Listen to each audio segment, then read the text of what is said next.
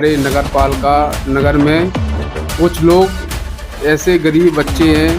पहली प्राप्त हमारी जो रहेगी कि इटावा में जो गाय है, हमारी माता हैं, वो रोडों पर कोई टक्कर मार रहा है। और इटावा में एक पंडित दीनदयाल उपाध्याय के नाम से कैंटीन खुलेगी। उस पूरी नगर में कोई भूखा नहीं सोएगा। एक तो मेरी ये प्राथमिकता रहेगी। मैं लाइब्रेरी का स्थापना करूँगा। उसका पानी भरता है पुल में, उसको तत्काल निकाला जाएगा कि कोई लोग रोड पे ना सोए। इटावा के शहर के अंदर जितनी कॉलोनी बनी है उनको हम गली बना के देंगे।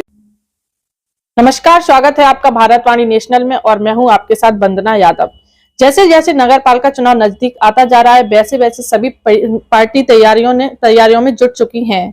सभी पार्टियों ने लगभग अपनी तैयारियां शुरू कर दी हैं और कैंडिडेट्स भी अपने चुनाव प्रचार में लग चुके हैं। वैसे ही हमारे साथ भारतीय जनता पार्टी से संभावित प्रत्याशी और समाज सेवी डॉक्टर रणवीर सिंह उर्फ रिंकू कुशवाहा हैं। तो आइए इनसे जानने की कोशिश करते हैं कि समाज सेवा से ये समाज में अपनी सेवाएं पहुंचा रहे थे, सेवा कर रहे थे, लेकिन इनके मन में ऐसा क्या विचार आया कि ये राजनीति के जरिए समाज की सेवा करने का इन्होंने फैसला लिया है। सर, सबसे पहले तो आपका भारतवाणी में बहुत बहुत स्वागत है। आपका भी स्वागत है, आपके चैनल को भी।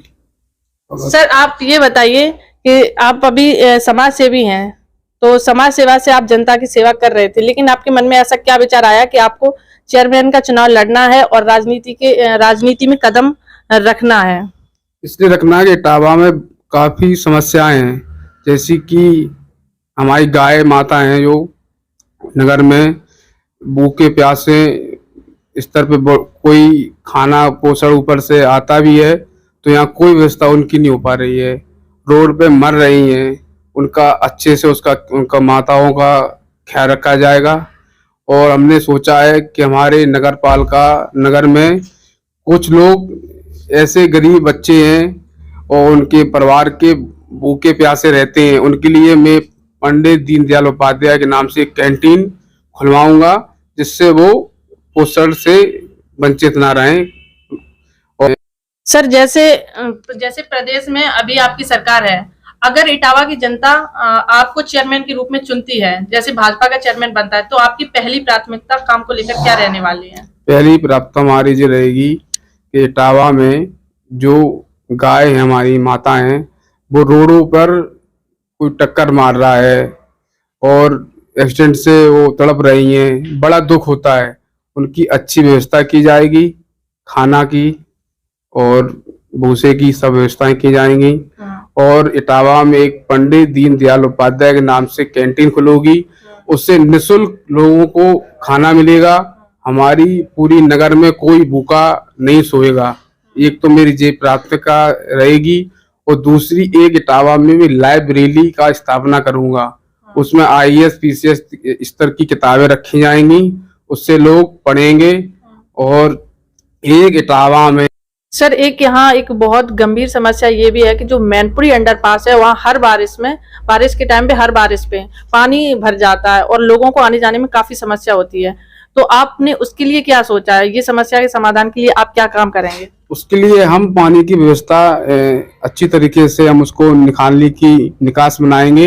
अगर पानी भरता है पुल में, उसको तत्काल निकाला जाएगा। जैसे किसी बच्चे को स्कूल जाने में तकलीफ होती है, कोई ऑफिस जाता है और रोड में बसें जाती हैं, उनको किसी तरीके से दिक्कत नहीं होगी।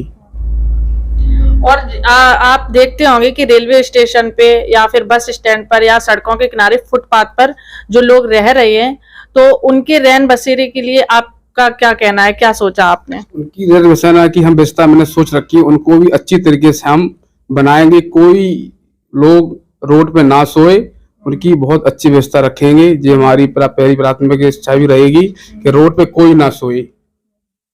जैसे आपने गौवंश के लिए बोला है कि गौवंश की समस्या का समाधान करेंगे, आप देखते भी होंगे शहर में और शहर के आसपास जो गांव है जो कि नगर पालिका में आते हैं, तो वहां गौवंश की एक बहुत गंभीर समस्या है, जिससे किसान भी परेशान रहते हैं और शहर में रह रहे लोग भी परेशान रहते हैं। तो उसके निस्तारण के लिए क्या आपने सोचा है? उनके लिए जैसे कि हमारे यहाँ पर वैशालीपुरम में गौशाला बनी है, वहाँ पर उनके लिए अच्छी व्यवस्था रखेंगे कि इटावा में एक भी गाय किसी को नहीं दिखाई देगी। उनको खाना की पूरी व्यवस्था की जाएगी, चारा की, उससे वो आराम से रहें। नहीं, योगी सरकार ने गौशालाएं बनवाई हैं, लेकिन वो गौशालाएं कहीं ना कहीं असफल होती हुई नजर आई हैं। कहीं उनको चारा नहीं पहुंच रहा है, कहीं पानी नहीं पहुंच रहा है, कोई गाय भूख से मर रही है। तो ये सफल कहाँ तक हो पाएंगे? अब इटावा का भारतीय जनता पार्टी का देखो चेयरमैन तो है नहीं, इस पे कोई कह सके, वो सपा का है। अब भारतीय जनता पार्टी अगर हमको इटावा से प्रत्याशी बनाती है और मैं जीत के आता हूँ, तो इटावा शहर के अंदर एक भी गाय आपको नहीं दिखाई देंगी। ये मेरी आपसे जिम्मेदारी रहेगी। और जैसे कि लगातार 2 बार 10 साल से यहाँ समाजवादी पार्टी का चेयरमैन है, तो उनके काम से आप नाखुश हैं, या फिर ऐसा कोई आप अगर चेयरमैन बनते हैं तो कुछ काम करना चाहें हटके, जो कि काम अभी तक 10 सालों में नहीं हुआ हो? अब जैसे इटावा में अभी काफी स्तर से नई कॉलोनियां बनी हैं, उनमें कोई गली नहीं बनी है। उनको इटावा के शहर के अंदर जितनी कॉलोनी बनी है उनको हम गली बना के देंगे, टोंटी लगा के देंगे, लाइट की पूरी इंतजाम करेंगे, जिससे किसी को नगर पालिका में कोई दिक्कत ना आए। जैसा कि ये अभी हमारे साथ है रणवीर सिंह उर्फ रिंकू कुशवाहा जी, ये बता रहे हैं कि अगर ये चेयरमैन बनेंगे तो यहाँ गौवंश की समस्या का समाधान होगा। वहीं मैनपुरी अंडरपास में अगर पानी भरता है तो उसके लिए भी ये निजात दिलाने के लिए काम करेंगे।